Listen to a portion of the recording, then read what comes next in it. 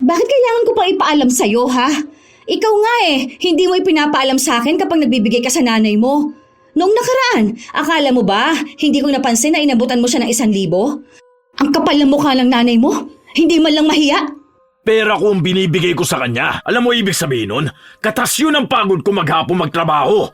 Kung pakapala ng mukha lang, hindi ba mas makapal ang mukha ng nanay mo? Bakit sa'yo iaasa ang panganganak ng kapatid mo? Wala bang asawa yun, ha? Tapos kung makapagparinig ka kay mama kapag nakikikain siya rito, akala mo naman pera mong ginagastos mo. Akala mo ba hindi ako nasasaktan kapag kinakawawa mo si mama, ha? Nanay ko yun. At lahat ng paghihirap niya noon maitaguyod lang ako, kitang-kita ko. Kung ambagan lang ang usapan, di hamak na mas malaki na itulong lang nanay ko sa pamilya natin. Sa totoo lang ang babaw nitong pinagmula ng away natin Ayon sa iba, biyenan ang isa sa pinakamahirap mong pakikisamahan. Ngunit paano kung mabait naman ang ina ng iyong asawa, ngunit sadyang hindi mo gustong makisama? Katulad na lamang ni Aiza na kahit anong buti ng kanyang biyenan, nagagawa niya pa ring makahanap ng ikagagalit dito.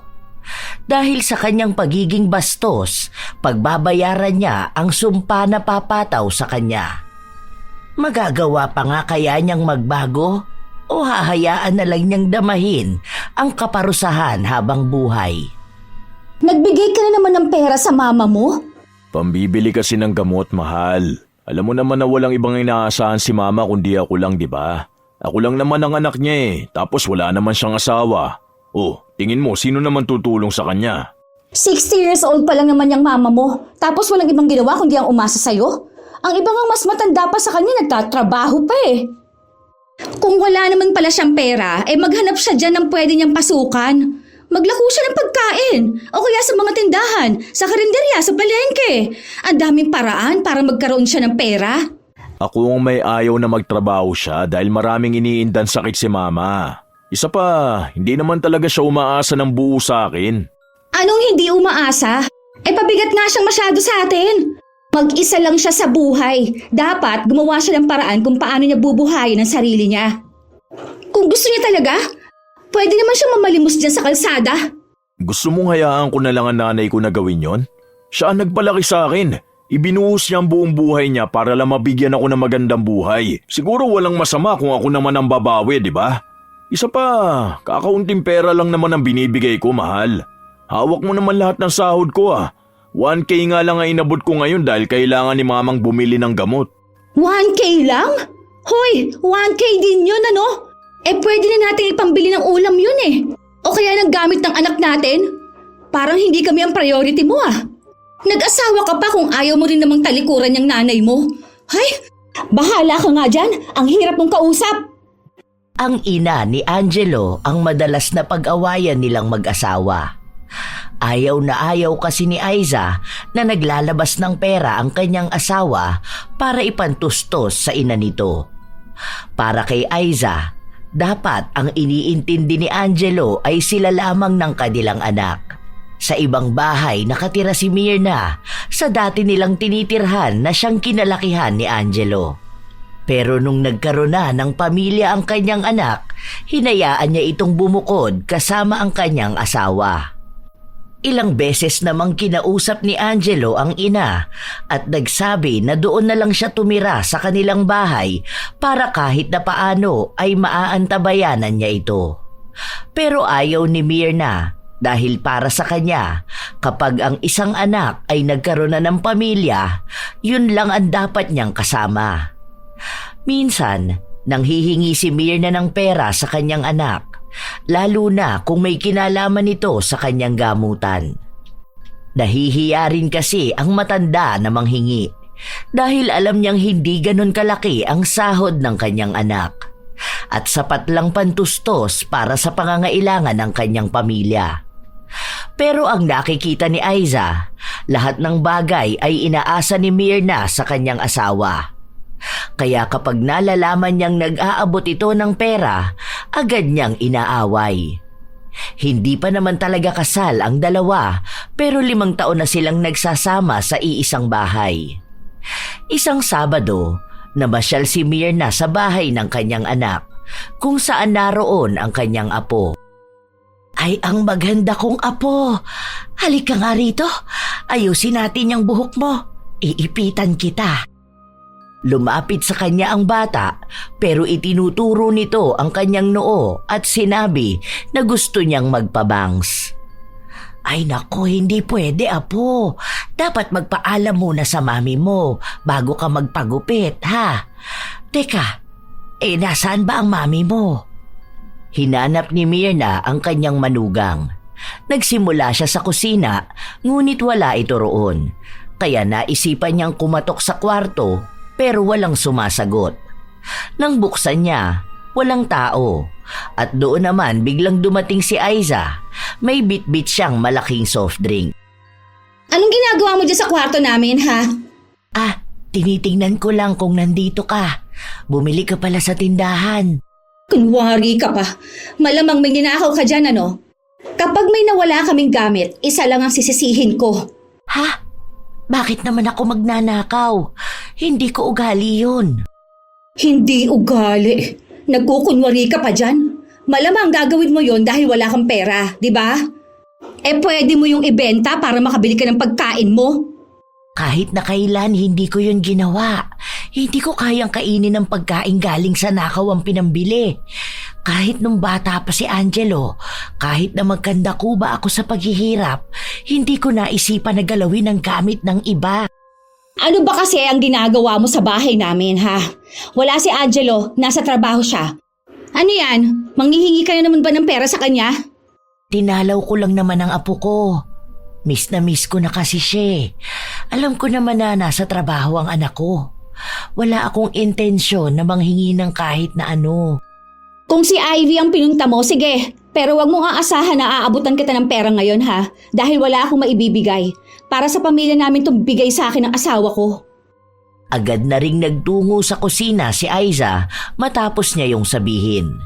Nasakta naman si Myrna sa mga salitang sinabi sa kanya ng manugang, pero hinayaan na lamang niya at hindi na dinamdam pa ng maigi. Kilala niya si Aiza. Ganun talaga yun magsalita, kaya inuunawa na lamang niya. Iniisip niya na hindi naman yun mamahalin ng kanyang anak kung walang nakitang mabuting ugali si Angelo. Nagpatuloy na lamang makipaglaro si Myrna sa kanyang apo. Hanggang sa bumalik si Aiza, may dala siyang merienda pero iisa lang yun at para lamang sa bata. Sinabihan lang siya na kung gusto niya, kumuha na lang siya ng tubig sa kusina. Pero wag niyang pakikialaman ang pagkain sa lamesa dahil nakatabi yon para kay Angelo. Ngumiti lang si Myrna at sinabi na hindi naman siya nagugutom. Pero nang makaalis si Aiza, ang mismong apo niya ang naghati ng pagkain at ibinigay sa kanya. Noong una, ayaw sana niyang tanggapin, pero dahil isinusubo na sa kanya ng apo, kaya kinuha na rin niya ito. Gabi na nang umuwi si Myrna. Ang akala niya ay hindi siya maaabutan ng anak, pero sa paglabas niya, saka namang dating ni Angelo. Oh, ma, nandito ka pala. Oo, gusto ko kasing makita ang apo ko. Tuwang-tuwa nga ang bata nung makita ko. Eto, uuwi na nga ako. Oh, mamaya ka na umuwi. Ako na lang maghahatid sa'yo. Tara muna, dito ka na kumain. Ay, hindi na anak. Wag na, pauwi na rin naman ako. Sa bahay na lang ako kakain. Pwede naman ako magsaing Maaga-aga pa naman. Nandito ka na, ma. Uuwi ka pa. Ako na lang maghahatid sa'yo. Minsan ka na nga lang magpunta rito sa bahay. Sige na, ma. Huwag na matigas ang ulo. Nandyan po ba si Aiza? Nasa kusina siya. Nagluluto ata ng hapunan ninyo. Oh, nagluluto na pala tapos alis ka pa? Hindi na anak. Nahihiya naman ako sa inyo. Alam ko naman na mahirap ang buhay ngayon kaya dapat laging nakabudget sa inyo ang pagkain. Akala nyo naman ang dami nyong kumain para maubos ang lulutuin ng asawa ko. Tara na po, ma. Nakakaramdam ng hiya si Myrna dahil ramdam niyang pag-aawayan na naman ng mag-asawa ang pananatili niya sa bahay para makikain. At hindi nga siya nagkamali. Kahit na hindi nagsasalita si Aiza, ramdam niya ang inis nito sa kanya. Halos magdabog na rin ang kanyang manugang sa kusina. Habang kumakain sila, Pansin ni Angelo na hindi kumukuha ng ulam ang kanyang ina. Ito pa ma, dami nitong ulam, bakit sabaw lang ang kinukuha mo? Ay, hindi. Okay lang to, nak. Mas maganda kapag sabaw lang. Hindi ko masyadong mangunguyay ang karne. Malambot naman to ma. Ano ka ba naman? Mabubusog ka ba niya na sabaw lang ang uulamin mo? Ito, kumain ka pa po. Ang konti niyang kinakain mo. Oh. Hindi na napigilan ni Mirna ang kanyang anak matapos na maglagay pa ng kanin at ulam sa kanyang plato. Napangiwi naman sa inis si Aiza. Nakatitig at nakabantay siya sa ulam na halos ayaw nga niyang ipagalaw sa kanyang biyenan. Ano ba naman yan? Talagang dumagdag pa ng ulam. Masiba itong matanda na to eh. Nagsasalita ka ba, mahal? Ang sabi ko, ulam pa bukas ng umaga at yung babaunin mo. Sakto lang kasi ang niluto ko eh, para sa atin. Bakit? Ang dami naman ito ah. 3 lang tayo sa bahay. Kasya pa naman to hanggang bukas ng umaga. O tapos, ano namang babaunin mo? Pwede naman ulit akong magluto bukas ng babaunin ko. Kung gawin na sa oras, edi sa office na lang ako bibili. May nagbebenta naman ng pagkain dun. Wala nga naman tipirin natin si mama. Kumakain pa tayo, binibilang mo na kung ilan ang matitirang ulam. Punong-puno ang ref natin. Hindi yan basta mauubos para sa kapirasong inuulam ni mama. Okay, wala naman ako magagawa kapag ikaw na nagdesisyon. Asawa mo lang naman ako, di ba? Huwag na kayong magtalo. Anak, okay na. Busog na rin naman kasi ako. Kaya nga sabi ko sa'yo na huwag na. Imposible na mabubusog kayo agad, ma. Ang konti lang niyang kinain nyo. Okay lang talaga, ha? Gusto ko na rin kasing umuwi. Inaantok na ako. Nagbadali na lamang kumain si Angelo para maihatid na niya ang kanyang ina. Hindi naman ganun kalayo ang bahay ni Mirna, pero dahil may katandaan na siya, kailangan niyang sumakay para makarating sa bahay nila. Bago lumabas ng kotse si Mirna, inabutan siya ng kanyang anak ng pera. Ay, hindi na anak. Okay na. Di ba, nag-abot ka na sa akin nung nakaraan? Pinambili mo ng gamot yun, May. Ito, para kapag may kailangan ka rito sa bahay. Ano ipambibili mo ng pagkain mo, di ba? May pinapasukan naman ako dito sa kapitbahay natin. Kapag kailangan nila na maglilinis ng bahay nila. Naman, iba ang sabi ko sa inyo na wag na kayong pumasok sa mga ganyang klase ng trabaho. Pwede namang ako na magbigay ng allowance nyo eh. Ayaw mo naman kasing tanggapin. Nahihiya kasi ako sa iyo at sa asawa mo. Alam ko na mahirap ang buhay ngayon. Ang mahal ng bilihin. Tapos naguhulog pa kayo ng sasakyan, di ba? Ayoko na isipin mong obligasyon mo ako. Humihingi naman ako ng tulong sa iyo kapag hindi ko na talaga alam kung saan ako didiskarte ng pera. Kaya huwag ka nang gumasto sa akin, ha? Hindi ka malaking abala sa akin, ma. Obligasyon kita. Malaki ang utang na loob ko sa'yo. Kung hindi dahil sa paghihirap mo noon, baka hindi ako nakapagtapos ng pag-aaral, di ba? Kung hindi ka naging mabuting ina, baka hindi ko na alam kung saan ako pupulutin. Bumabawi lang ako sa'yo. Anak, hindi mo utang na loob ang mga ginawa ko sa'yo dahil obligasyon ko yun bilang magulang mo. Dahil gusto ko maging maayos ang buhay mo para kapag nagkaroon ka ng magandang kinabukasan, maibibigay mo sa anak mo ang hindi ko na ibibigay sa'yo noon. Ginama, tanggapin mo na to, ha? Kapag may ibinibigay ako sa'yo, huwag mo akong tatanggihan. Dahil gusto ko yun at hindi mo ako pinipilit. Alanganin pang tanggapin ni Mirna ang bigay sa kanya ng kanyang anak. Pero nang ilagay mismo ni Angelo ang pera sa kamay niya, kinuha na lang niya ito. Hinintay muna ni Angelo na pumasok sa loob ng bahay ang kanyang ina bago siya umuwi. Pagkarating niya sa kanyang bahay, naabutan niya ang kanyang asawa na nasa sala. Mukhang masama ang timpla. Oh, bakit ganyan na naman ang mukha mo? Paanong hindi gaganito kung wala kang ibang ginawa kundi ang kontrahe ng mga desisyon ko? Halos ayaw mo akong pagsalitain kapag andyan ang mama mo. At talagang hinatid mo pa? Nag-aksaya ka pa ng gas. Naririnig mo ba yung sinasabi mo? Mama ko yun.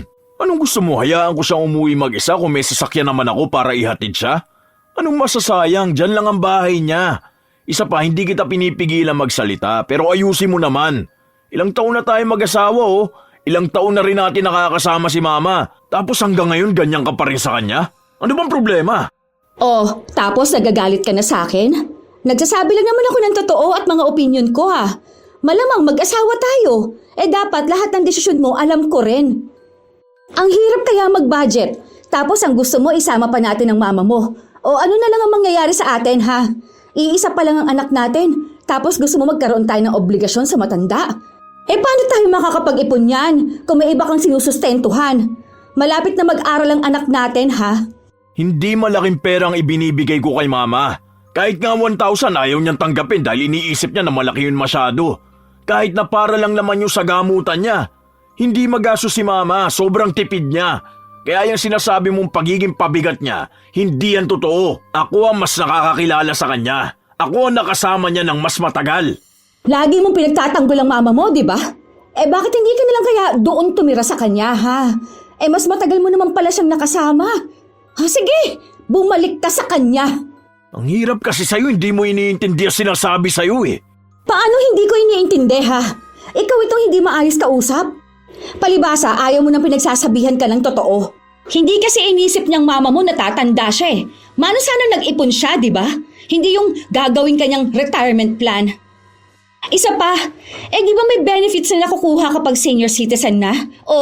Saan niya dinadala ang pera niya? Nako ha, baka may bisyo ang nanay mo. Alam mo, walang patutunguhan tong pag-aaway natin eh. Pwede ba manahimik ka na lang? Pera ko ang ibinibigay ko sa mama ko at pinaghihirapan ko yun. Basta ang alam ko, responsable akong asawa at ama. Na ibibigay ko ang pangangailangan nyo ng higit pa sa kaya ko. Hanggang sa kinabukasan, hindi nagkibuan ng mag-asawa. Ayaw tanggapin ni Aiza na may mali talaga siyang nasasabi tungkol sa kanyang biyenan. Nang makapasok na sa trabaho ang kanyang asawa, bigla namang may tumawag sa kanya. Ma, napatawag kayo? Manghihingi ka ng pera? Magkano ba? Ang laki naman yan, 5K para sa project ni Anya. Kailan niyo ba kailangan ko sakali? Wala kasi akong cash ngayon, nasa ATM pa. Mamaya pa akong hapon pupunta sa bayan. Ipadala niyo na lang sa akin yung number dyan sa Palawan para daan na lang ako. Kanino ko pala ipapangalan? Nasa probinsya ang pamilya ni Aiza. Habang si Angelo ay nag-iisa lamang na anak, sila naman ay 10. Pangatlo siya sa kanilang magkakapatid at 7 na sa kanila ay may mga asawa na. Tanging siya lang ang nakatagpo ng responsableng lalaki na masipag magtrabaho at naibibigay ang pangangailangan niya. Dahil may maliliit pa siyang kapatid, walang ibang inaasahan ang kanyang mga magulang kundi siya lamang. Dahil siya ang may hawak ng pera ng kanyang asawa, mabilis siyang nakakapaglabas ng pera nang hindi nalalaman ni Angelo. Hindi naman siya tinatanong ng kanyang asawa dahil ang alam ni Angelo ay marami na silang ipon para sa kinabukasan ng kanilang anak. Kahit na ang totoo, kalahati sa iniisip na halaga ni Angelo napunta sa pamilya ni Aiza. Habang maluwag sa pera si Aiza para sa pamilya niyang umaasa sa kanya, gano'n naman ang higpit niya sa nanay ng asawa. Kaya ayaw niyang nagbibigay ng pera si Angelo dahil pakiramdam niya ay nababawasan ang dapat ay pansustento niya sa mga kapatid at pamangkin. Isang araw, bumisita na naman si Mirna sa kanyang apo. Andito ka na naman? May hihingin ka na naman ba sa asawa ko? Wala. May ibibigay kasi ako sa apo ko. Ibinigay sa akin to nung amo ko eh. Malaki na kasi ang anak niya. Tapos ang sabi niya kung may kasya raw na damit para sa apo ko, kunin ko na lang daw. Tingnan mo ang gaganda ng mga ito. Galing pa sa ibang bansa. Yung asawa kasi noon nasa UK ngayon. Ano ba yan? Huwag mo nga ibigay sa anak ko yung basahan na yan. Hindi ito basahan. Nakatambak lang to sa kanila. Tingnan mo nga may tag pa. Saka sayang naman to. Bago pa Ayokong pinagsusuot ang anak ko ng mga lumang gamit. Baka mamaya isipin nila na naghihirap kami kaya hindi ko mapasuot ng magandang damit ang anak ko, no? Kung ikaw, nakakaya mo magsuot ng mga basahan, ibahin mo sa anak namin, ha? Hindi naman ako magbibigay ng basahan sa apo ko.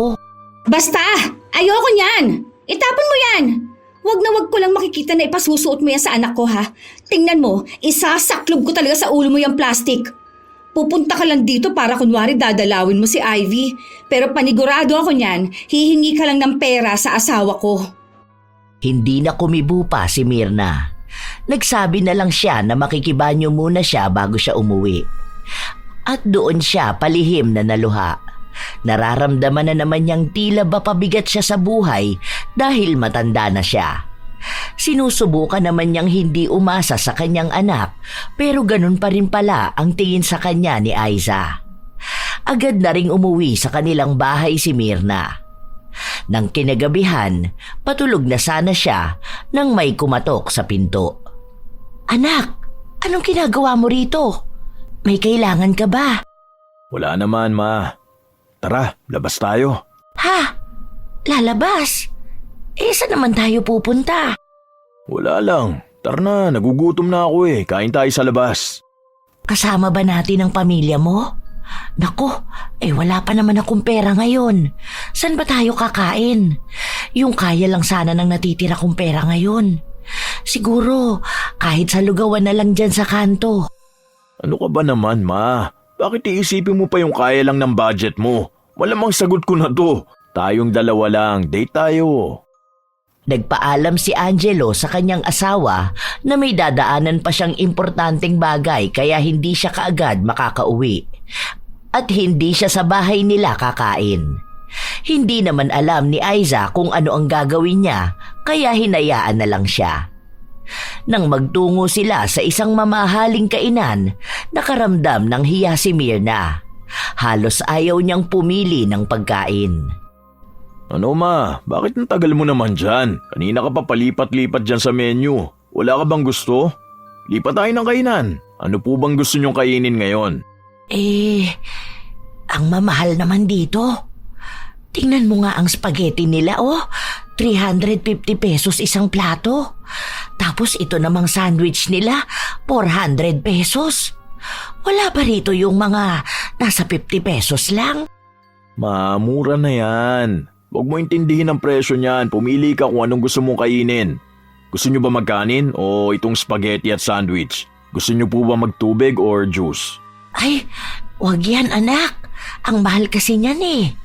Magkano na yan Baka umabot ka ng 1K para lang sa pagkain ko.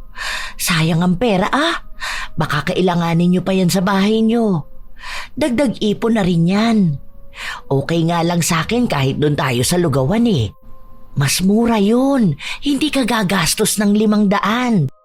Makakainin mo naman to kaya bakit panghihinayangan mo? Ano ka ba?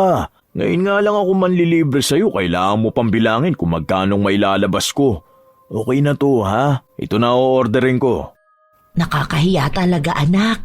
Sana sinama mo ang asawa mo at anak mo. Nakakakonsensya naman na tayong dalawa lang ang kakain sa ganitong lugar. Dapat ang kasama mo palagi kapag ganito, ang pamilya mo. Diba, ang turo ko sa'yo, sila ang gawin mong priority. Priority ko naman po sila, Ma. Pero hindi naman ibig sabihin na hindi na ako babawi sa'yo, di ba? Wala namang mawawala kung paminsan-minsan tayong dalawa naman ang lalabas.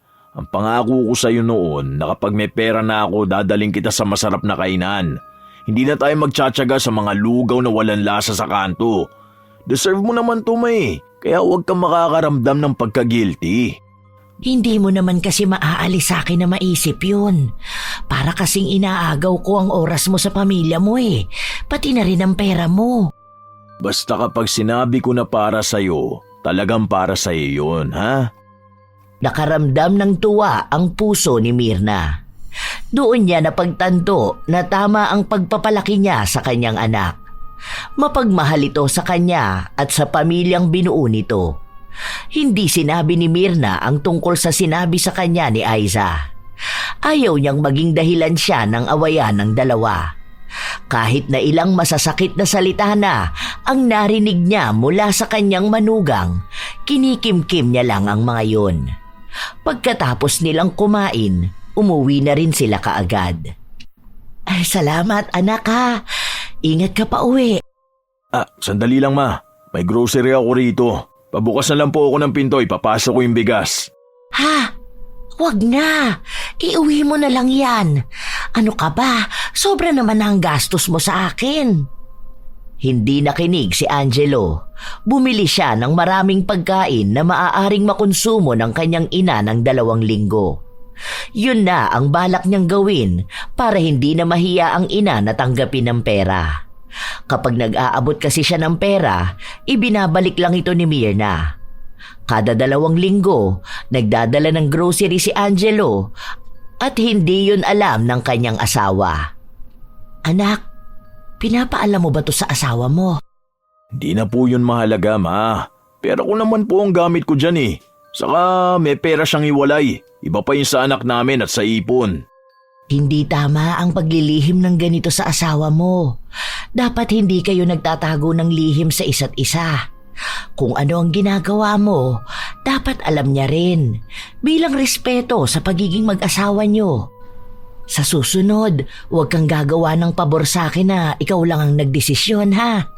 Dapat palaging 2 kayo. Opo, sige po. Uwi na po ako. Wala pang balak si Angelo na sabihin sa kanyang asawa ang ginagawa niya. Dahil kilala niya si Aiza. Sa oras na malaman itong gumagastos siya para sa kanyang ina, siguradong magagalit na naman ito sa kanya. Dumating ang isang araw na walang pasok sa trabaho si Angelo, kaya nasa bahay lang siya at nakikipaglaro sa kanyang anak. Biglang tumunog ang cellphone ni Aiza na nakalapag sa sofa. Dahil nasa banyo ito, si Angelo na ang sumagot. Ina ng kanyang asawa ang tumawag. Hindi pa siya nakakapagsalita nang bumungad sa kanya ang mga salitang magpadala raw ulit ng 3,000 si Aiza dahil ang pinadala niyang pera noong nakaraang linggo ay pinambili ng gamit ng kanyang kapatid dahil malapit na itong manganak. Doon lang nalaman ni Angelo na nagpapadala ng pera ang kanyang asawa. Hindi ito nagsasabi sa kanya at hindi niya alam kung kailan pa yon nagsimula. Namatay lang ang tawag nung lumabas na ng banyo si Aiza. Oh, bakit? Sino kausap mo? Ang nanay mo, nagtatanong kung makakapagbigay ka ba ngayon dahil naubusan daw sila ng gasol. Ano namang sabi mo? Ang sabi ko, nasa banyo ka pa. Bakit yun lang ang sinabi mo? Hindi mo man lang naisip na magpresenta at sabihin na magpapadala ka sa kanila? Kailangan nila ng pera sa bahay. Minsan na nga lang silang manghingi ng tulong sa akin eh. Kung ang nanay mo nga isang hingi lang sa'yo, bigay ka na kaagad. Tapos, yung nanay ko, parang kailangan pang pag-isipan bago ka maglabas ng pera. Oh, ano na naman kinalaman ni mama ha? Dahil kapag siya ang mag-aabala sa'yo, okay lang na magbigay ka. Kahit na hindi mo na sabihin sa akin, di ba? Maglalabas ka ng pera para lang may maibigay ka sa kanya. Talaga ba? Talagang dinadawit mo pa si mama kahit na wala naman siyang kinalaman ha? Ano bang sinabi ko sa nanay mo na nanghihingi ng 3,000 dahil nagamit daw yung binibigay mo 5,000 pambili ng gamit ng kapatid niya? Sige nga, sino sa akin ngayon ang hindi marunong magpaalam kung saan ginagamit ang perang pinaghirapan ko para sa pamilya natin? Tingnan mo, iniiba mo na kaagad ang usapan natin. Palibasa, gusto mong ipagtanggol ang sarili mong ina. At yung sa akin naman, parang napakabigat sa kalooban mo kung ano mang itutulong ko sa kanila. Kailan ba kita pinigilang tumulong sa kanila? Di ba kahit naman nung hindi pa tayo kasal, lahat ng sahod mo ay pinapadala mo sa kanila? May narinig ka ba sa akin? Wala di ba? Dahil alam kong gusto mo makatulong sa kanila. Nung kinasal na tayo at nabuntis ka, hindi na kita pinagtrabaho hanggang ngayon di ba? Tapos ako pa nagsasabi sa'yo na magpadala ka sa bahay niyo dahil kawawa yung maliliit mong kapatid. Na malalaman ko mas malaki pa ang pinapadala mo kaysa sa ibinibigay ko sa mama ko. Naglalabas ka ng ilang libo sa 1 linggo lang. At ang malala doon, wala pa akong kaalam-alam. Bakit kailangan ko pang ipaalam sa'yo ha? Ikaw nga hindi mo ipinapaalam sa akin kapag nagbibigay ka sa nanay mo. Noong nakaraan, akala mo ba hindi ko napansin na inabutan mo siya ng 1,000? Ang kapal ng mukha ng nanay mo, hindi man lang mahiya. Pera ko ang binibigay ko sa kanya. Alam mo ibig sabihin nun? Katas yun ang pagod ko maghapon magtrabaho. Kung pakapala na mukha lang, hindi ba mas makapal ang mukha ng nanay mo? Bakit sa'yo iaasa ang panganganak ng kapatid mo? Wala bang asawa yon ha? Tapos kung makapagparinig ka kay mama kapag nakikikain siya rito, akala mo naman pera mong ginagastos mo. Akala mo ba hindi ako nasasaktan kapag kinakawawa mo si mama, ha? Nanay ko yun. At lahat ng paghihirap niya noon, maitaguyod lang ako, kitang-kita ko. Kung ang bagal lang ang usapan, di hamak na mas malaki na itulong lang nanay ko sa pamilya natin. Sa totoo lang, ang babaw nitong pinagmulan ng away natin eh. Yun na nga, ang babaw lang naman talaga. Pero pinalala mo lang dahil wala kang ibang ginawa kundi ipagtanggol ang nanay mo. Natural, nanay ko yun. Anong gusto mo? Hahayaan ko lang na may magsasabi na masama tungkol sa kanya? Mag-asawa tayo, pero hindi ibig sabihin nun may karapatang kang bastusin ang nanay ko. Walang kahit na sino ang pwedeng gumawa nun. Oh, sige, ilaban mo lang yung nanay mo. Mas pinapaboran mo siya sa lahat ng bagay. Siguro, ang dami niyang sinasabing masasama tungkol sa akin, ano? Kaya ganyan ka dahil mas pinaniniwalaan mong sinasabi niya. Sige lang, magkampihan lang kayong dalawa. Habang nagtatalo ang dalawa, bigla namang dumating si Mirna. Hindi niya alam ang dahilan kung bakit nagtatalo ang dalawa, pero naririnig ang sigawan nila sa labas. Nang makita si Mirna ng kanyang apo, napatakbo ito papunta sa kanya at umiiyak. Ano bang nangyayari at nagtatalo kayong dalawa? Kaharap niyo pa talaga ang bata. Ayan, andyan na palang mama mo. May kakampi ka na? Ayan, sige, magsumbong ka sa kanya na para kang isang bata na inagawan ng laruan ng isang babae. Magpakaduwag ka sa harapan niya. Para naman maawa siya sa'yo. Tumigil ka na! Huwag mo ako sinisigawan! Ano pa kayong dalawa? Huminahon kayo. Wala kayong mapag-uusapang maayos kung magsisigawan kayo. Nagpapatalo kayo sa emosyon nyo eh. Naririnig pa ng anak nyo. Ilang taon pa lang to oh. Kung may hindi kayo pagkakaunawaan, pag-usapan nyo ng maayos. Wala kaming magiging usapan na maayos dahil sa'yo. Ikaw lang naman ang dahilan kaya palagi kami nag-aaway dalawa eh. Kung hindi ka kasi asa ng asa sa anak mo, hindi na sana kami aabot sa magsisigawan kami ng ganito. Maayos naman kaming dalawa eh. Kung hindi ka lang dikit na dikit sa pamilya namin. Pasensya na. Hindi ko alam kung anong pinagtatalunan nyo at ako pa ang naging dahilan. Ay, ano ba ang mali kong nagawa? Marami! Ikaw mismo! Ikaw yung mali! Hingi ka ng hingi ng pera sa asawa ko. Kung hindi mo naman pala kaya mabuhay mag-isa, sana namatay ka na lang. Tumigil ka na! Huwag mong pagsasalita ng ganyan na mama ko.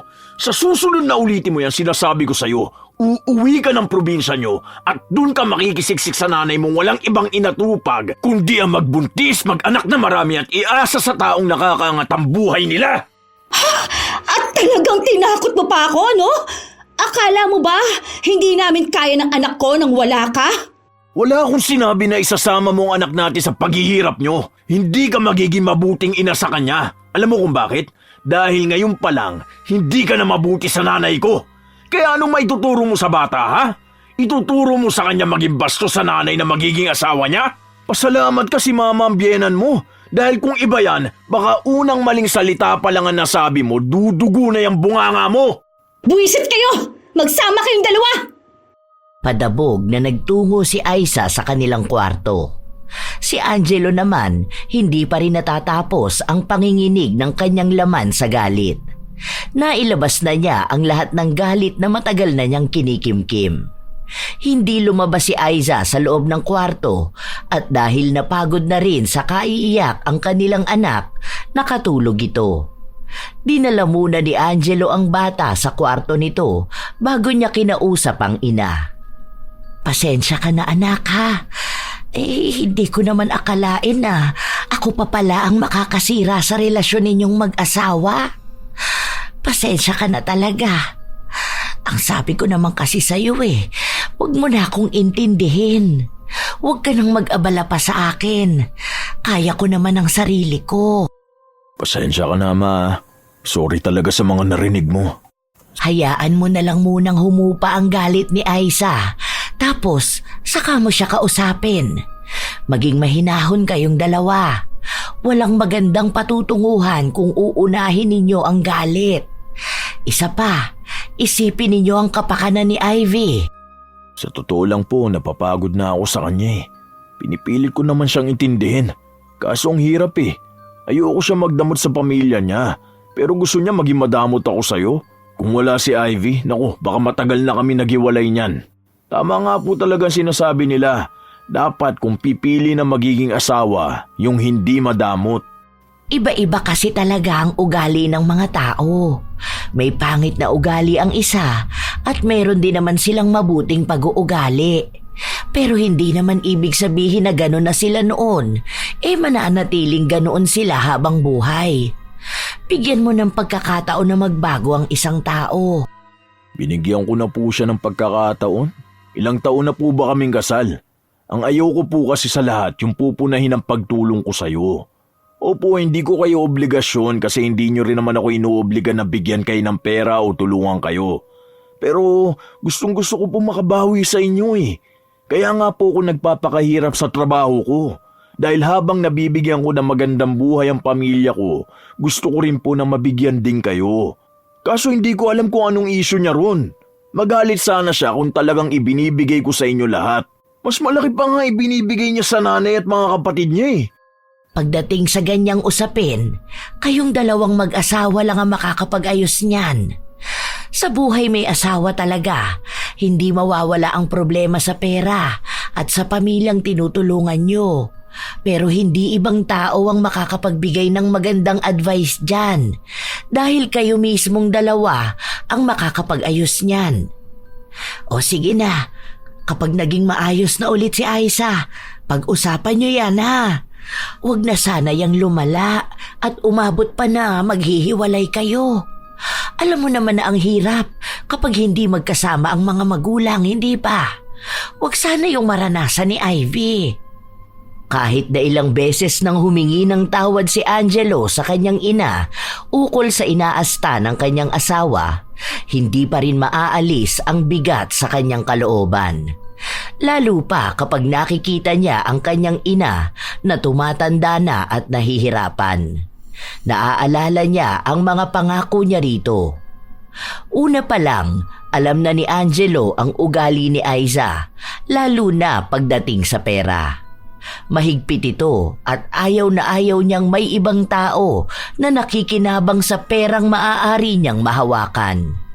Maliban na lang sa kanyang mga magulang na tingin niya ay mas karapat-dapat na mabigyan ng mas magandang buhay. Pero dahil mahal na mahal ni Angelo ang asawa, pinili niya pa rin itong intindihin. Hanggang sa hindi na niya napigilang isipin na mas lumalala pa ang ganoong kalalang ugali na umaabot pa sa punto na pinagsasalitaan na ng masama si Myrna. Hindi masasabi ni Angelo na mabuti siyang anak sa kanyang ina dahil ang dami ring sakit ng ulo ang inabot nito nung kabataan ni Angelo. Pero ni minsan, hindi niya binastos ang ina. Kaya sa tuwing magsasalita ng masama si Aiza kay Myrna, doble ang sakit nito para kay Angelo. Lumipas ang ilang araw, hindi masyadong nagpapansinan ng mag-asawa. Para na lang silang nakatira sa iisang bubong at hindi magkakilala. Habang mag-isa si Aiza sa loob ng bahay, tumawag na naman ang kanyang ina. Ayun na nga, Nay.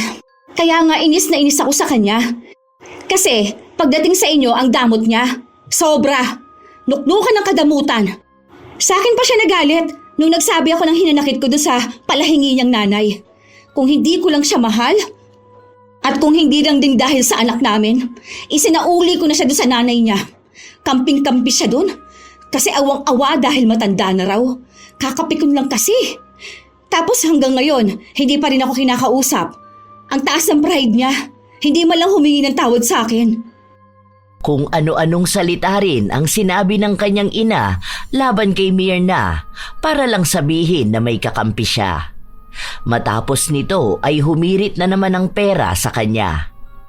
Wala sa akin ang ATM dahil kinuha niya. Lahat ng gagastusin sa bahay kailangan alam ko rin. Ako ang babae, dapat ako may hawak ng pera, no? Hindi yung ganyan. Malamang nasulsulan na naman ng nanay niyang walang hiya eh. Pero, sige po, gawan ko ng paraan ha. Para makapagpadala ako sa inyo. Wala kasi akong trabaho. Ayaw niya dahil mas gusto niya na pagtuunan ko ng pansin yung anak namin. Sige na po, Nay. Ibababa ko na ang call, ha? Tawag na lang ulit ako kapag nagbigay na ng pera si Angelo. Ilang araw pa ang lumipas, sumapit na ang araw ng sahod ni Angelo. Dahil hawak niya ang pera, nag-abot na lang siya sa kanyang asawa nang gagastusin ito pansarili at para sa kanilang anak. Bakit ito lang? Ano naman magagawa ko sa pera na yan, ha? Talagang tinitipid mo kami ng anak mo? Ano? Ayaw mo na rin ba kaming pakainin? Hindi ko sinabi na yan din ang gagamitin yung pangkain. Nag-grocery na ako. Personal yung pera yan. Ito? Talagang ito lang, ha? Ano bang gusto mo? Wala ka na may ibang gagastusin sa bahay May gusto ka bang bilhin? Sige, sabihin mo sa akin, ako ang bibili. Magbibigay ka na naman sa nanay mo. Paano naman sa bahay namin? Ayan na nga ang pera mo, di ba?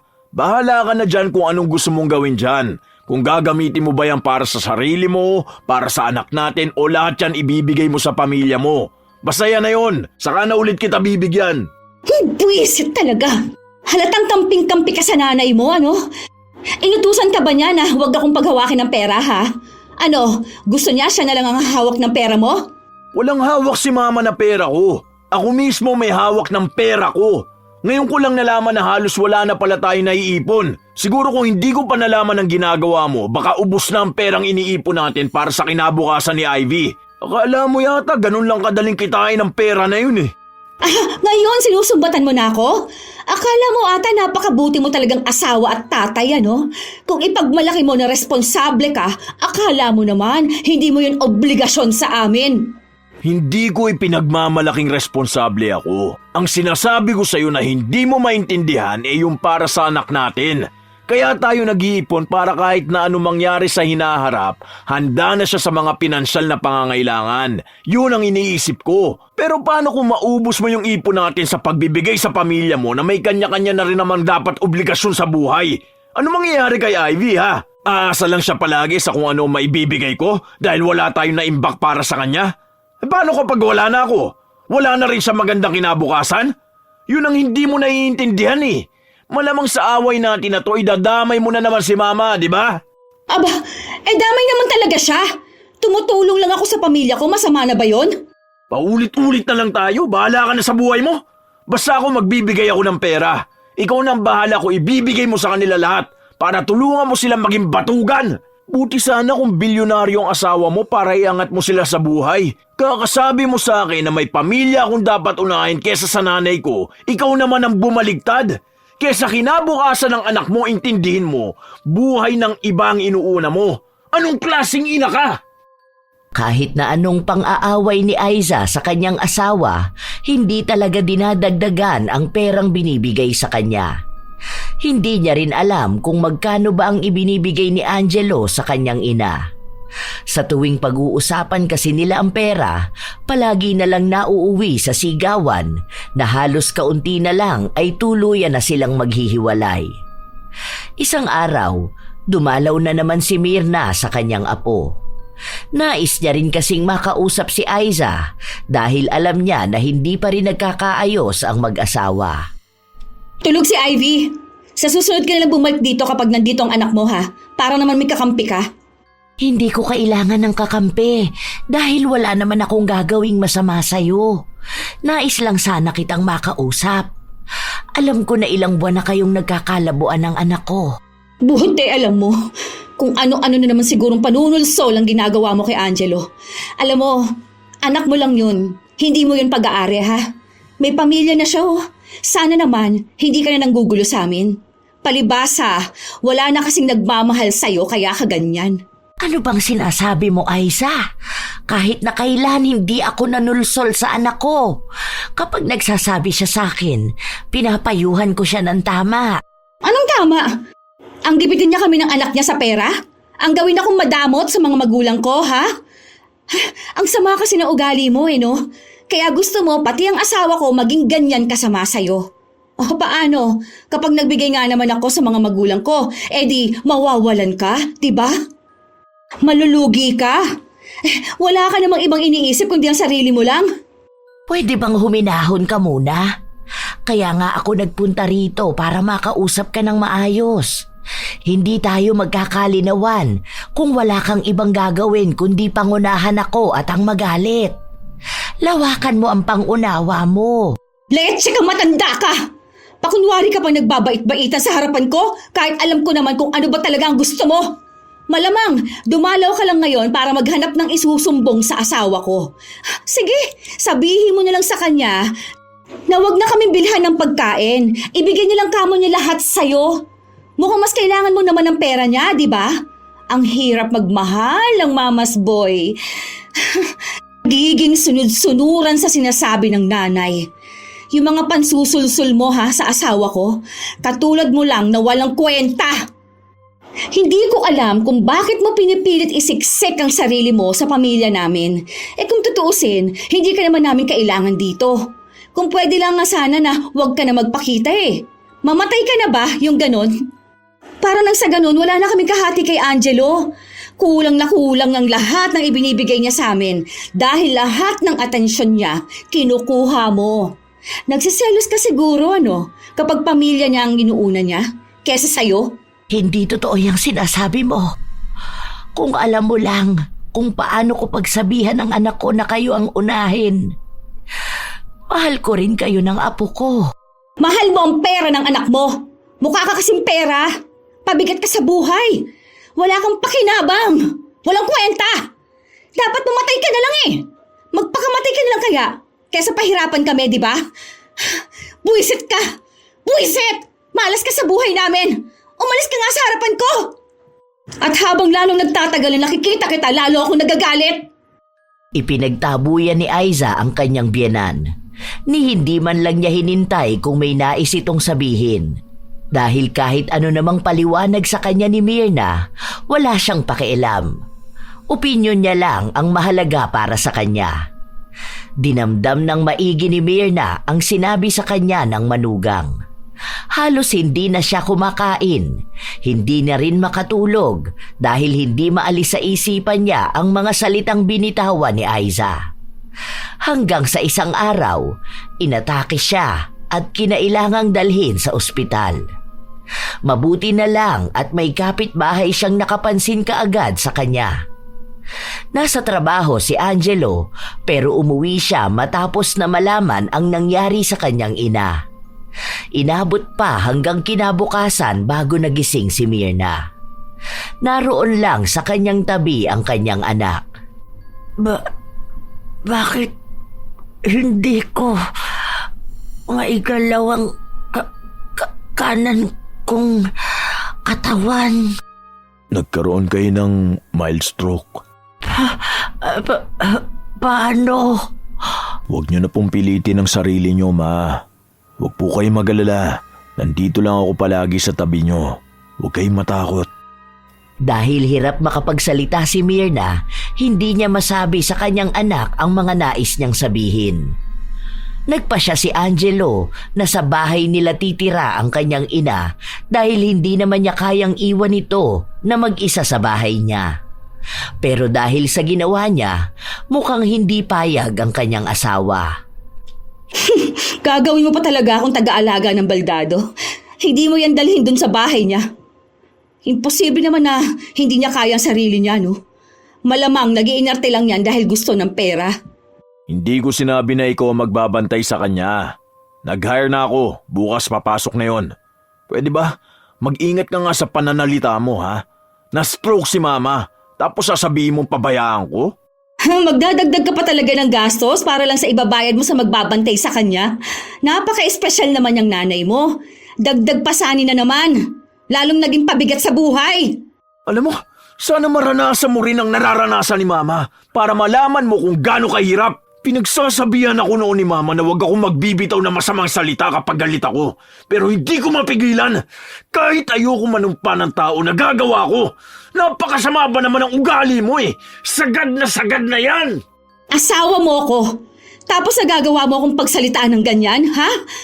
Asawa kita at nanay ko naman ang pinagsasalita mo na masama. Sana alam mo yun, di ba? Ayoko ng puro away dahil sabi ng doktor hindi yung maganda para sa kalagayan ni mama. Kaya utang na loob. Kung wala kang magandang sasabihin, manahimik ka na lang. Hindi natapos ang bangayan ng dalawa At kahit nasa loob ng kwarto si Myrna, dinig na dinig niya yon. Nakakaramdam siya ng hiya. Mas lalo niyang naiisip na nagiging pabigat na nga siya. Kung maaari lang sana niyang sabihin sa kanyang anak na pabayaan na lang siya para sa ikatatahimik ng relasyon nila ng asawa. Pero paano niya yun masasabi kung nahihirapan siyang magsalita? Ilang araw pa ang lumipas. Sa tuwing umaalis at pumapasok sa trabaho si Angelo, walang ibang naririnig si Myrna kundi masasakit na salita mula sa kanyang manugang. Isang araw, nakita ni Aiza ang nag-aalaga kay Myrna na nagluto ng bukod na pagkain. Ano yan? Bakit ka nagluto ng pagkain ang hindi mo man lang sinasabi sa akin? Hindi lang ang asawa kong boss mo, ha? Parehas lang kayo niyang baldadong inaalagaan mo. Hindi gumagamit ng utak. Walang galang sa taong nakatira dito sa bahay. Nangatwiran nito sa kanya na si Angelo mismo ang nag-utos sa kanya na gawin yun. Pero wala pa ring ibang ginawa si Aiza kundi ang magalit at magbunganga. Pumasok din siya sa loob ng kwarto ni Myrna kung saan nakahiga lang ito sa kama. O ano, sarap ng buhay mo dyan ah. Nakahiga lang, tapos may nag-aalaga pa para sa'yo. Ayos. Ni hindi ka makatulong dito sa bahay. Dagdag ka pa sa gastos namin. Mas lalo kang naging pabigat at walang kwenta. Dapat nung inatake ka, hindi ka nalang nagising. Hindi Hindot, punyeta ka! Hay! Wala kang ibang ginawa kundi bigyan ako ng stress. Ano ba yan? Sakit ang ulo ko dahil sa'yo. Padabog na umalis si Aiza. Habang si Myrna naman ay naluluha na lang. Ilan pang masasakit na salita ang paulit-ulit at araw-araw niyang naririnig. Tila ba nagiging dahilan din ang mga salita na yon para mas lalo siyang mahirapan na gumaling. Mabuti na lang at mabait ang nag-aalaga sa kanya dahil pinapalakas nito lagi ang kanyang loob at tinutulungan siya para lumakas ulit. Hanggang sa isang araw, bigla na lang silang nabulabog sa sigaw ni Aiza. Nagulat ang kanyang asawa na natutulog sa kanyang tabi. Oh, ano ba nangyayari sa'yo? Hindi ko maigalaw ang dalawang binti ko. Hindi ko maiangat. Ba naman yan? Kailangan mo pa sumigaw. Baka namamanhid lang yan. Baka naipit mo. Natutulog yung tao eh. Day off ko ngayon. Gigising ako na maaga. Hindi siya namamanhid. Hindi ko maramdaman na may binti ako. Yun. Ay, ano kaya nangyayari sa akin? Dalhin mo ako sa ospital. Hindi pwedeng malumpo ako. Wala yan. Arte mo lang yan. Matulog ka dyan. Mamaya wala na yan. Hindi na makabalik pa sa pagtulog si Aiza dahil nangangamba siya sa nangyayari sa kanya. Hanggang sa natapos ang buong maghapon, hindi niya talaga maigalaw ang kanyang paa. Hindi siya nakakaalis sa higaan kung walang bubuhat sa kanya. Panay siya iyak at pagmamakaawa sa asawa niya na dalhin na siya sa ospital. Ginawa naman yon ni Angelo.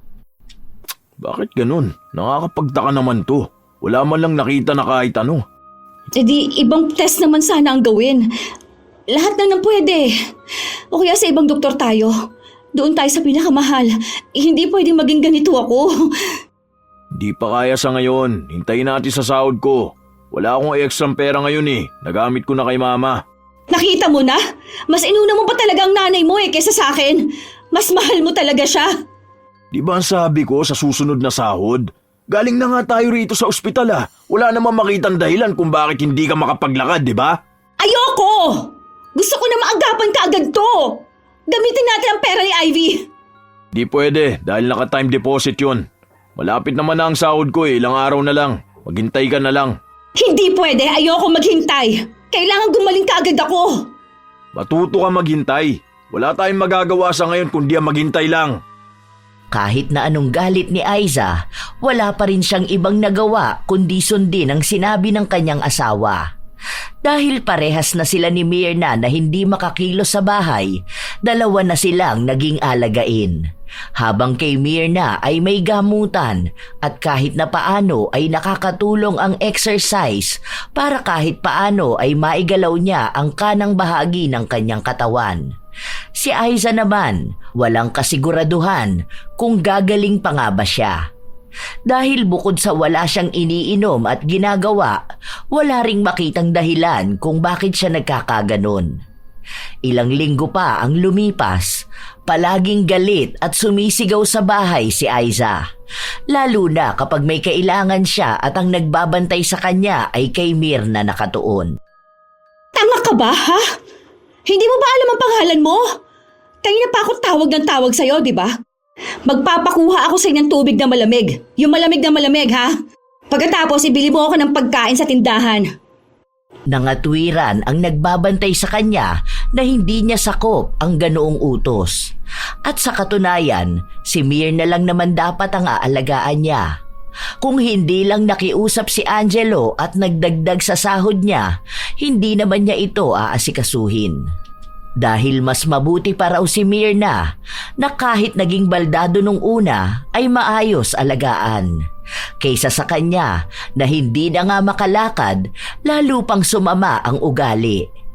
Dahil sa galit ni Aiza, tinawagan niya ang kanyang asawa para sisantihin ang babae pero hindi siya pinakinggan. Isang umaga, walang pasok si Angelo kaya sinamahan niya ang kanyang ina na maglakad-lakad sa labas. Ayan, kahit na paano nagiging maayos ka na. Konti na lang talaga. Oh, dahan-dahan sa paglalakad ha. Salamat, anak. Nakakatuwa naman, ang laki ng improvement nyo Tinutulungan nyo rin kasi ang sarili nyo para gumaling Hayaan nyo, masaalagaan ko pa kayo para hindi na maulit ang nangyari. Pasalamat na lang talaga tayo na mild stroke lang. Sa susunod na linggo wala akong pasok 2 araw. Yung katrabaho ko, ang sabi niya, yung tatay niya rin daw na mild stroke noon Tapos tuwing umaga naglalakad sila sa tabing dagat. Malaki rin daw ang tulong nun para gumaling ang tatay niya. Kaya gusto ko, ganun ang gagawin natin tuwing wala akong pasok. Paano naman ang asawa mo? Kumusta na siya? Wala pa rin po nagbabago sa kanya Ganun pa rin, di pa rin siya makapaglakad. Di ko nga alam kung gagaling pa yun Kapag naman kasi inaalagaan siya, mas nauuna pa siyang magaling. Mainitin masyadong ulo. Bukas may bagong tatao sa bahay. Nag-hire ako ng kasambahay. Ang dami mo ng gastos. May isa pa naman po akong pinapasukan na trabaho ngayon. Konting tiyaga lang po talaga. Saka kailangan niyo po yun sa bahay. Sino po mag-aasikaso sa inyo doon, di ba? Sino maglilinis ng bahay? Kapag naging maayos na ako, tutulong ako sa bahay. Kailangan niyo po muna magpagaling ng tuluyan. Hindi po kayo pwede magpakapagod masyado. Ayoko pong mas lumala pa ang mangyari sa inyo. Makinig po kayo sa akin, ha? Bumalik na rin sila sa bahay bago magtanghali at si Angelo ang nagluto ng pagkain. Matapos nun, binuhat niya ang kanyang asawa papunta sa kusina. Nang maabutan nitong mas nauna pang naroon si Myrna, nakaramdam na naman siya ng inis. Andyan na naman yung matanda na yan. Doon yung nga pakainin niya sa kwarto niya. Nasa harapan tayo ng pagkain. Utang na loob, magkaroon ka naman ng respeto. Respeto? Para saan pa at kailangan respetuhin yung matanda na yan? Sige, kapag tapos mong kumain, ikaw mag-isang bumalik sa kwarto. Gumapang ka. Total, hindi ka naman nakakapaglakad, di ba? Anak, tama na yan. Huwag kang sasalita ng ganyan sa asawa mo. Umirap lang si Aiza. May pagdadabog pa siya habang kumakain. Isa kasi sa dagdag na galit niya ay ang unti-unting gumagaling si Myrna, habang siya naman ay walang pinagbago. Hindi niya pa rin magalaw ang kanyang mga paa. At kahit na kailan, hindi niya tatanggapin na matutuluyan na siyang maging baldado. Ilang araw pa ang lumipas, biglang nakatanggap ng tawag si Aiza mula sa kanyang ina. At sa halip na kumustahin ang kanyang kalagayan, ang bungad sa kanya ay ang paghingi ng pera dahil walang pambili ng gatas ang kanyang mga pamangkin. Nang sabihin niyang may sakit pa rin siya at wala siyang maibibigay dahil kapos din sila, hindi na siya pinansin ng kanyang pamilya. At dahil doon, nakaramdam siya ng konsensya at awa sa pamilya niya. Kaya nang makauwi ang kanyang asawa, kinausap niya ito. Tumawag sa akin si nanay. Nagtatanong kung pwede raw ba ako makapagpadala ng 3K. Hanggang 500 lang kaya ko. Ang daming gastos ngayon sa bahay. Bayaran ng bills tapos bumili ako ng mga gamit ni Ivy. 500? Saan naman naaabot yan? Makakabili ba yan ng gatas para sa pamangkin ko? Kahit isang kainan nila kukulangin yan eh. Basta yan lang ang kaya ko. Bibili pa ako ng gamot ni mama eh. O ayan, inuuna mo na naman ng nanay mo. Mas mahalaga naman ang gamot ni mama lalo na ngayon nagiging maayos na siya. Bayad ko pa sa mga tumatao rito sa bahay para pagsilbihan ka, di ba? Ngayon ba na ikaw ang nangangailangan, kaya ka bang tulungan man lang ng pamilya mo? Wala nga silang pera, di ba? Kung ikaw ba matutulad sa akin, kaya ka bang suportahan ng nanay mo, ha? Kung hindi siya na-stroke at ako ang nagkasakit, oo, kampante ako na aalagaan ako ng mama ko. Tutulungan niya pa ako para lang lumakas ulit. Hindi man sapat ang pera nakikitain niya sa mga papasukan niya, at least gumagawa siya ng paraan para ipakita sa akin na mahalaga ang buhay ko para sa kanya. Ang pamilya mo ba gagawin yun para sa'yo, ha?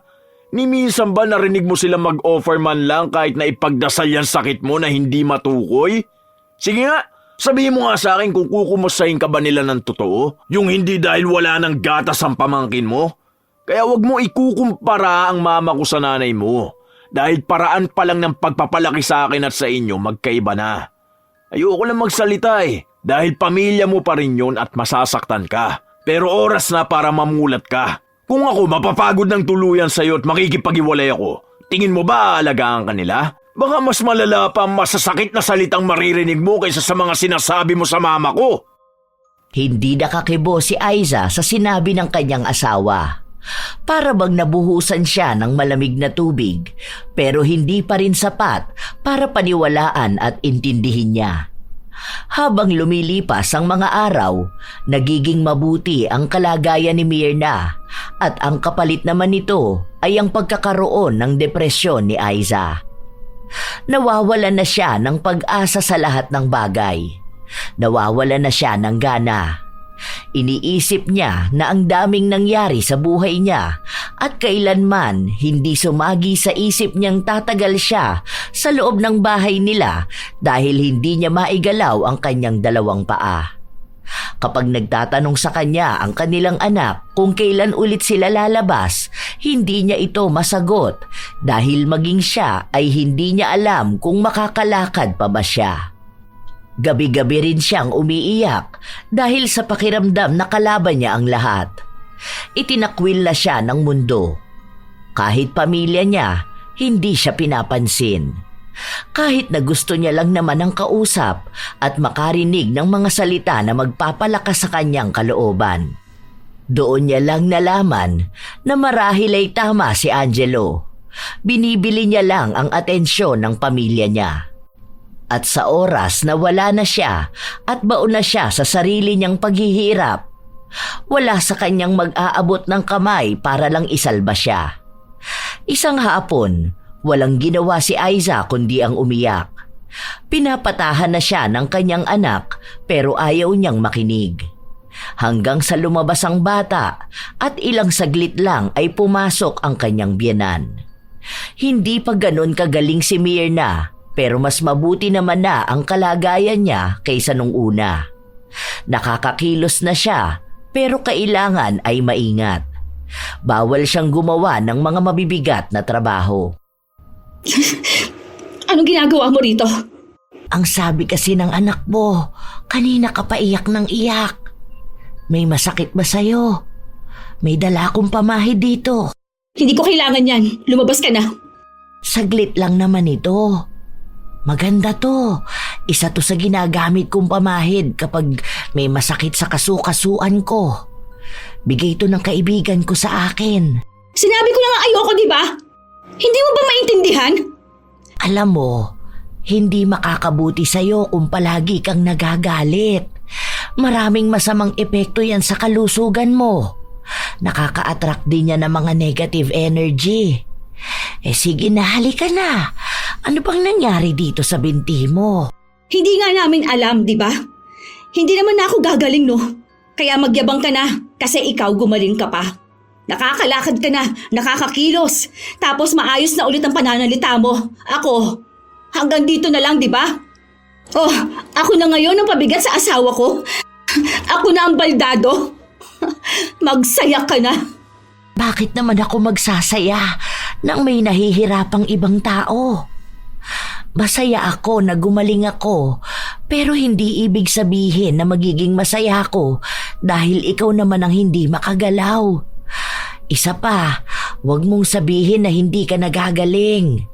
Maniwala ka lang. Iwala.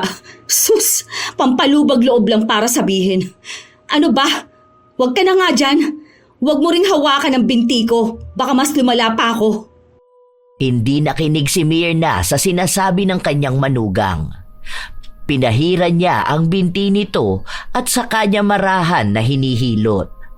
Wala namang nararamdaman si Aiza kaya pilit niyang pinapaalis si Myrna. Nang matapos hilutin ng kanyang biyenan ng kanyang binti, hindi pa rin ito kaagad umalis. Oh, ano pang ginagawa mo rito?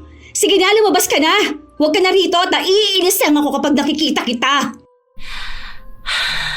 Alam mo anak, hindi ko alam kung bakit ba galit na galit ka sa akin.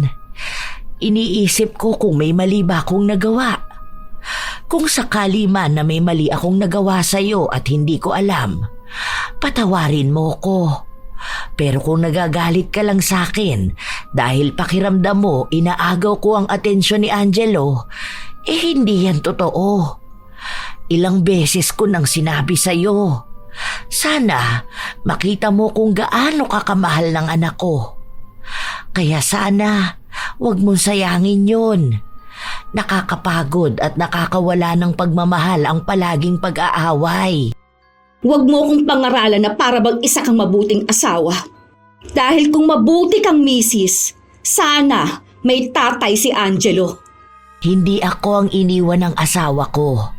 Ako ang nang-iwan sa kanya. Dahil ayaw ko makagisna ng anak namin ng puro sigawan sa loob ng bahay. Ayaw kong kalakihan ni Angelo ang puro galit. Dapat ang tahanan niya, yun ang pahingahan niya. Hindi lugar na gusto niyang takasan. Kaya wag mong gawing impyerno ang lugar na ito para sa anak mo. Dahil sa ginagawa mong pagmulat sa kanya ng galit, hindi mo namamalayan na lumilikha ka ng isang halimaw na ikaw lang din ang magdurusa kapag nagtagal. Kasi sa totoo lang, hindi lang sa akin ang patama ng mga ginagawa mong galit, kundi mas malaki ang epekto nito sa loob ng bahay niyo.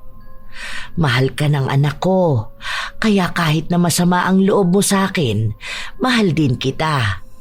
Hindi ako nakakapagbigay ng payo sa iyo noon dahil kapag nakikita mo ko, pinapangunahan mo ng galit. Pero ngayon, sana naman, huwag mong hintayin na maubos ang pagmamahal ng anak ko para sa iyo. Dahil sa isang pagsasama, merong respeto. Hindi lang sa sarili mo, sa asawa mo, kundi sa mga taong mahal ng asawa mo. At yun ang pamilya niya. Hindi ako ang kalaban mo kundi ang sarili mo. Nagiging refleksyon lang ako dahil hindi mo makita ang problema kapag nakatingin ka sa salamin. Kaya hanggat may pagkakataon pa, sana pag-isipan mo ang mga ginagawa mo. Hindi na nagsalita pa si Aiza. Gusto niyang ilabas pa ang galit niya pero unti-unting pumapasok sa utak niya ang nangyayari. Naisip niya na wala naman siyang maipagmamalaki sa kanyang asawa.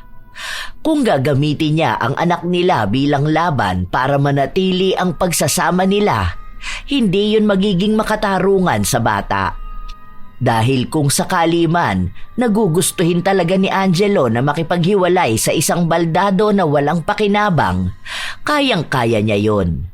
Pwede siyang ipagpalit sa mas matino at mas mabait na babae. Doon unti-unting nagbago ang pakikitungo ni Aiza sa kanyang asawa. Nakakaramdam din siya ng hiya dahil ang daming ginagawa ni Angelo para lang malaman kung paano siya gagaling. Si Myrna naman, palagi niyang pinupuntahan sa kwarto si Aiza. Kahit na walang epekto ang paghilot niya, ginagawa niya pa rin. Nagbabaka sakali siya na makatulong nga ito. Ma, Oh, bakit? May nararamdaman ka na ba sa ginagawa ko? wala pa rin po. Pero gusto ko po sanang mag-sorry sa inyo. Ang dami ko pong nasabing masasakit na salita sa inyo. Tapos, kasasabi ko sa inyo na kayo ang pabigat.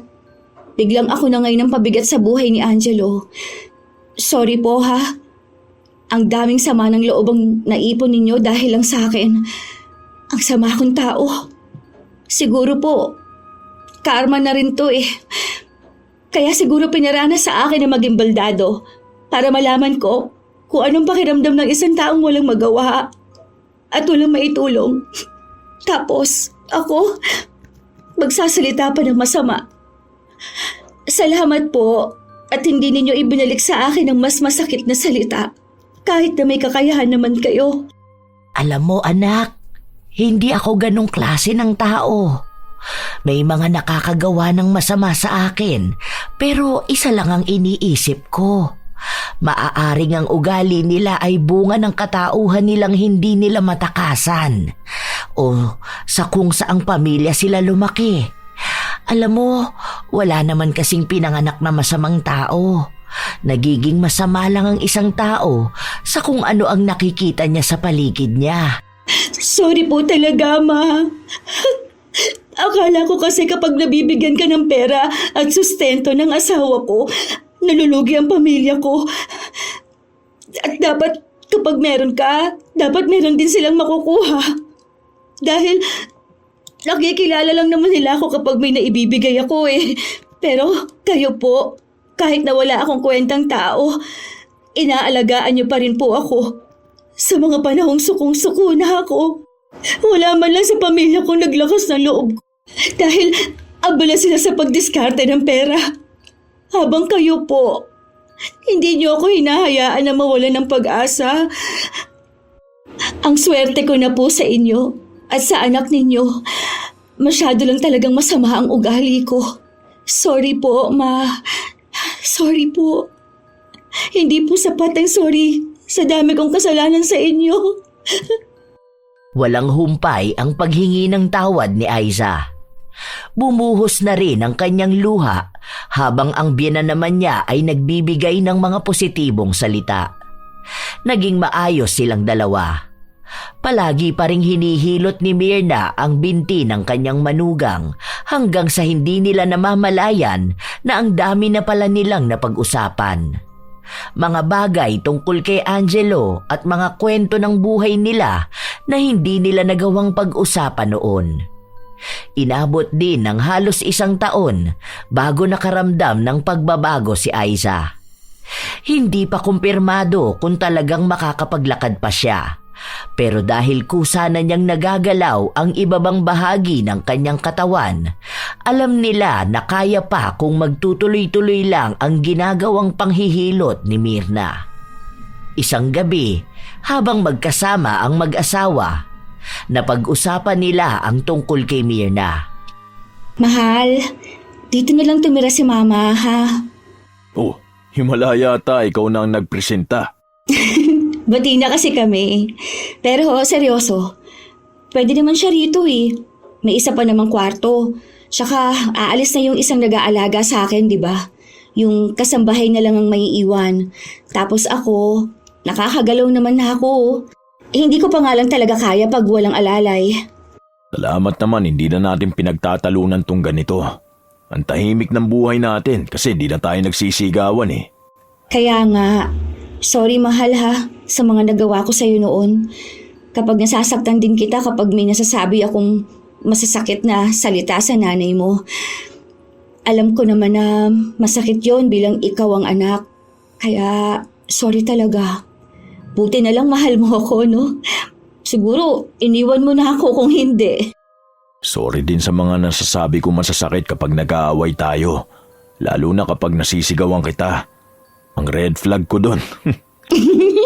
Pogi talaga kapag mga red flag. I love you, pogi kong asawa. I love you too, Mrs. kung bugnutin. Noon. Pagaling ka para makagala na ulit tayo, ha?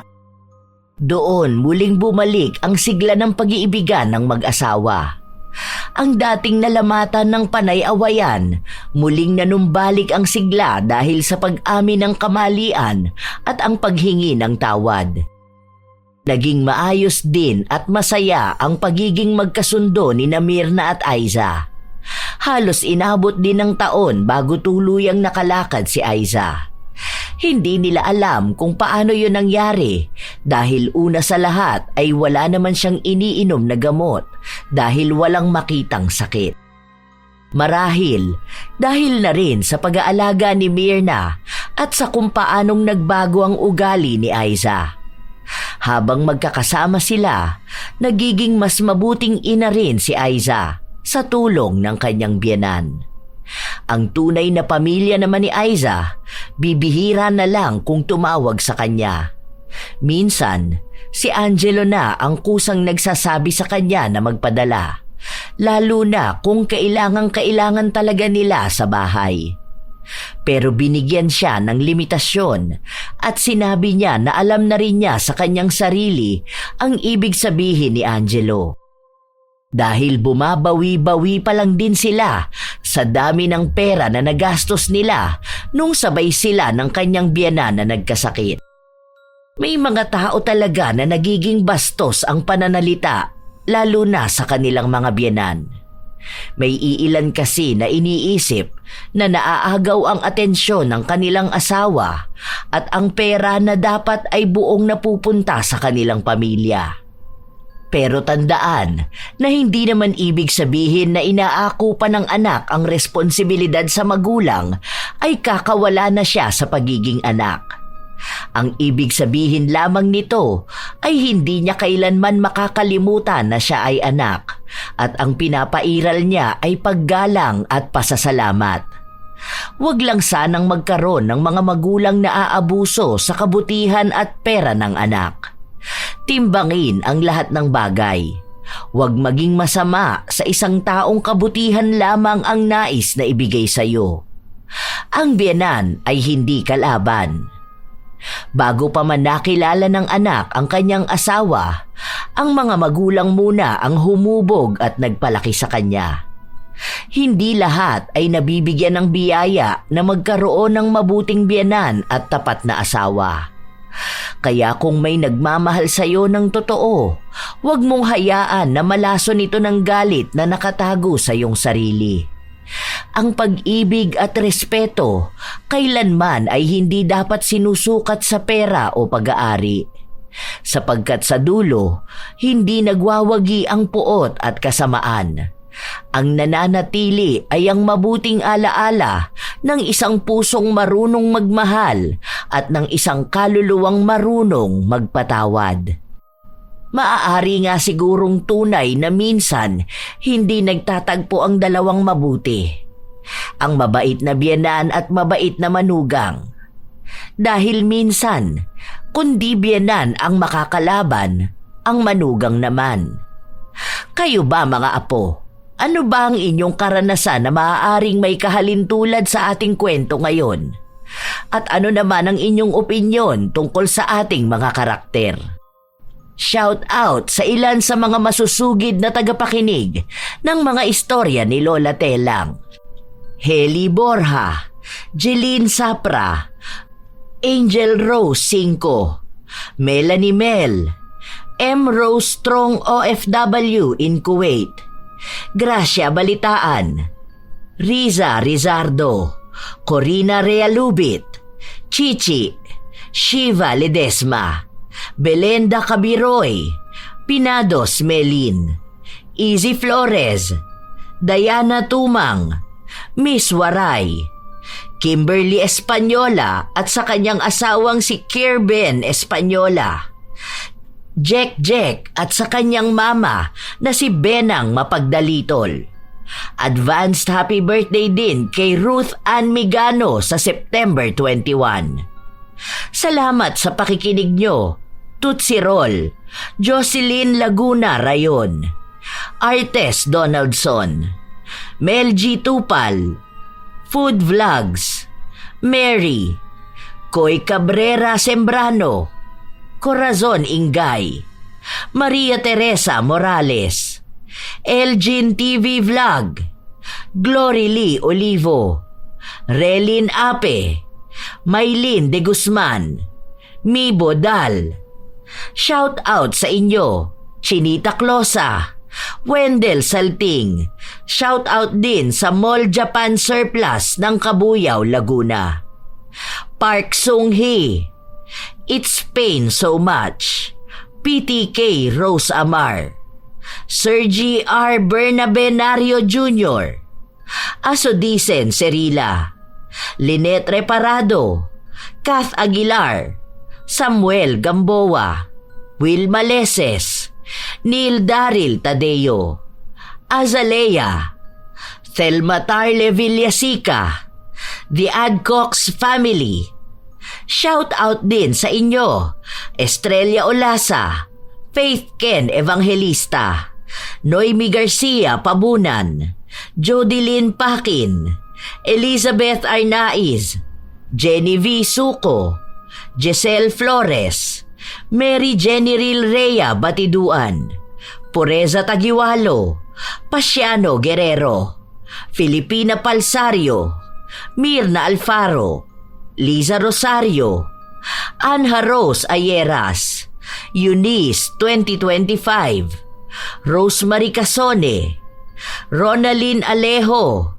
Shout out din sa kanyang manager na si Rose Ann Pastor, ang kanyang co-clerk na si Ate Agnes Reyes, kina Jovelyn, Gilbert Sagun, Kuya Alex Adion at sa kanilang mga SG na sina Angelo Valmores at VJ Brillantes, Lolita Indencio, Jerilyn Bayron, Susana Llobrera, Joy ng Bahrain, Roberto Crimen, Gemma Liagas, Chiki So, Norse Cubar, Eina Lagrosa at Malu Suklan, Malia Torres, Cherry May Libiran, Andrea Birtez, Lynn Nicolas, Luis, Jano, Mase, Malen at sa lahat ng tropang Tamulmol Gang, Pamela Allen, Larny Azurin, Fiela Muhammad, Leonora Concesino. Shout out sa mga apo kong sina Sydney Crosswind at sa kanyang anak na si Chrisine Lane Bandoho, Supladang Pasaway, Lovely Rose Roa at Princess Rain Roa Alawami, Kimpoy Feliciano, Hazel Fiesta, Marie the Lightworker, Gia Gigi, Francisco Neng, Jeremy Saranillo Francisco, Matt Sarol, Mel Santarita, Esteli Reyes at sa Reyes family ng Marikina City, AJ Chua, Vicky Yabut, Roy Lacandalo, Josefina Fuelias, Mike James Tapak, Will Maleses, Leonisa Cobo, Raquel Hasegawa, Lynn Hasegawa, Elise Padilla, Lydia Lopez, Gemstone Claro, Lance MBB, Rosalina Bugayong, Ami Yong, Ami Bag, Angelina Ignacio, sa buong Team Manok ng Amsik Angeles City, Pampanga, Ray Galedo at sa Galedo family ng Kabuyao, Laguna. Advanced happy birthday kina Luri Ann Vitalicio sa September 18 at kay Jenny Suzuki sa September 17. Ito ang inyong Lola Telang at maraming salamat sa lagi niyong pakikinig, mga apo.